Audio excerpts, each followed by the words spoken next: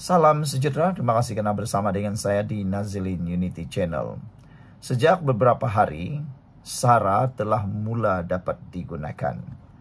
Tapi biasalah, terutamanya walaun, terutamanya para pengikut pembangkang, mula menggunakan isu SARA ini untuk coba ditunggang juga bagi merosakkan dan coba memburuk-burukkan kerajaan. Bayangkan, ramai yang coba memfitnah, kononnya SARA RM100 itu, pertamanya tidak berguna. Yang keduanya, ramai yang menyatakan kononnya SARA ini hanya mengayakan golongan elit. Tapi dengarkan baik-baik, ini adalah penjelasan penuh berkaitan siapa sebenarnya yang kaya dan bagaimana pula betulkah 100 ringgit itu tak cukup. Pertama sekali, fitnah konon mengayakan elit. SARA 100 ringgit sebenarnya merakyatkan ekonomi. Itu jawaban pertama.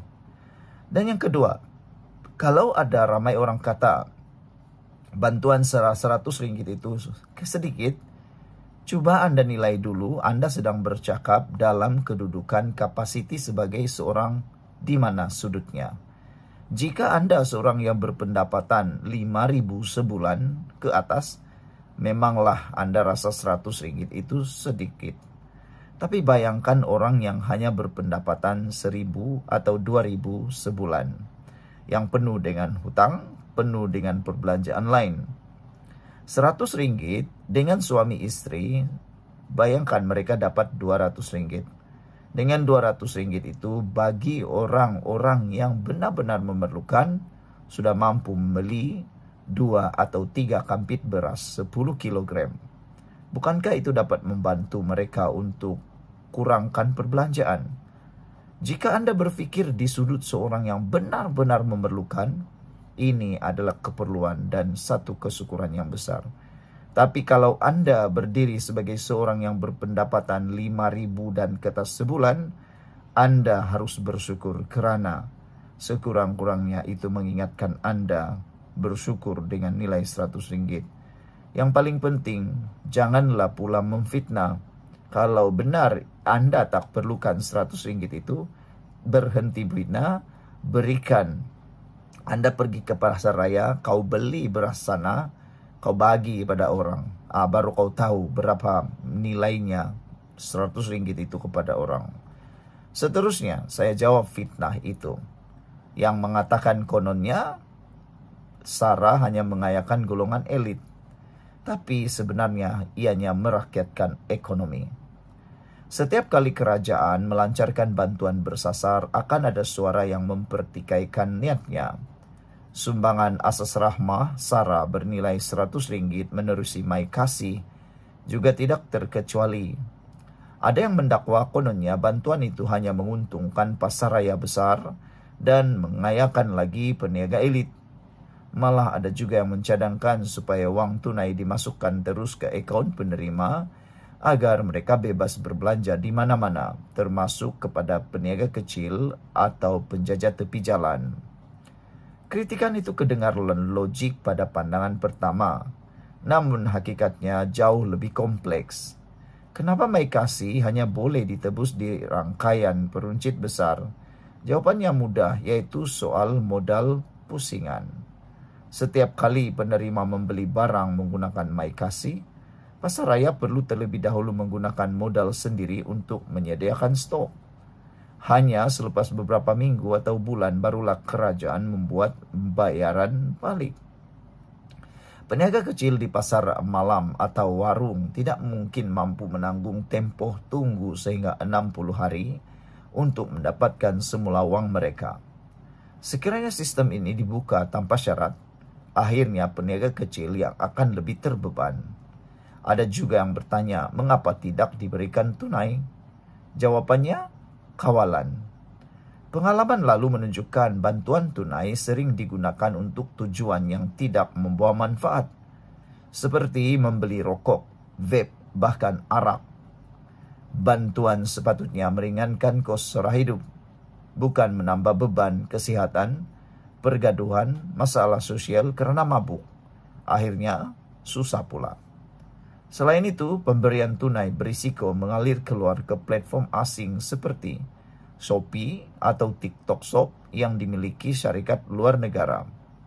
Demi mencari harga murah, ramai pengguna tanpa sadar menguntungkan peniaga luar berbanding merancangkan ekonomi domestik.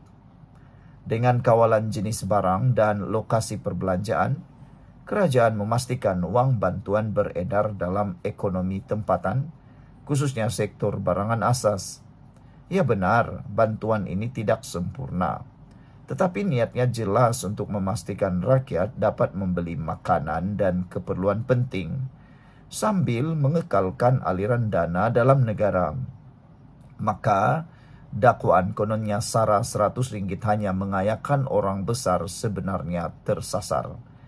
Kadang-kadang keputusan yang nampak membataskan itu sebenarnya dibuat demi menjamin keberkesanan dan keadilan jangka panjang.